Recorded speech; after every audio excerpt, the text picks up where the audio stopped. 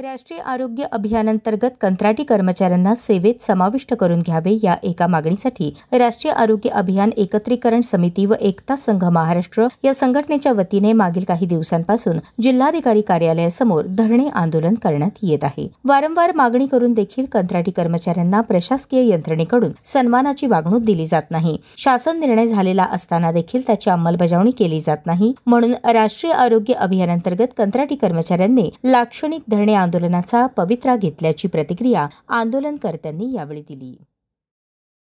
नमस्कार, मी Vijaya Robert Kamble ANM म्हणून महानगरपालिका सोलापूर येथे कार्यरत आहे। गेले 11 वर्षापासून मी शासनाची सेवा करत आहे आरोग्य खात्यामध्ये।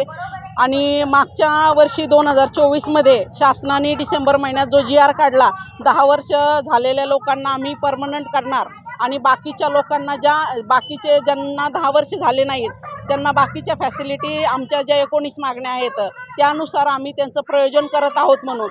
पण समायोजन ही बाब खूप मोठी आहे आणि गेल्या 10 ते 20 वर्षापासून सगळे पूर्ण राज्यभरात सगळे राष्ट्रीय आरोग्य अभियानांतर्गत कर्मचारी काम करत आहेत। तर जर शासनाने आम्हाला GR काढून दिला तर त्याच्यावर अंमलबजावणी झालीच पाहिजे। आता जवळजवळ 17 ते 18 महिने झाले सर ते GR काढून तरीही अंमलबजावणी झालेली नाही। त्यासाठी आम्ही आता सर्वजण आंदोलन करत आहोत। मी आयटक सेवा कंत्राटी नर्सेस युनियनची राज्याध्यक्ष जिल्हाध्यक्ष आहे। माझी शासनाकडे एकच विनंती आहे की आज 18 महिने होऊन सुद्धा आमचा GR निघून सुद्धा त्याची अंमलबजावणी शासनाने केली नाही आणि आज आम्ही जवळजवळ 17 दिवस झाले काम बंद आंदोलनात आहोत। यात लोकांची खूप गैरसोय व्हायला लागली आहे। हे दिसत असून सुद्धा शासन डोळे झाकून झोपी गेलेलं आहे। या झोपी गेलेल्या सरकारनं लवकरात लवकर जागं व्हावं।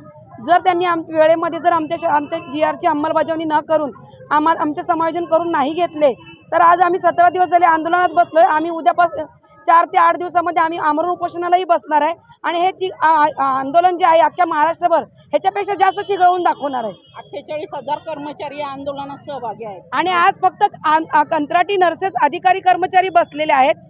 या ज्या कारणाने जर शासनाने लक्ष नाही दिलं तर या ज्या आशा आज आम्हाला पाठिंबा द्यायला आलेत तसे राज्यभरातील सगळ्या आशा 70,000 आशा सुद्धा आमच्या पाठीमागे उतरून आम्ही अख्खी आरोग्य सेवा बंद पाडणार आहे।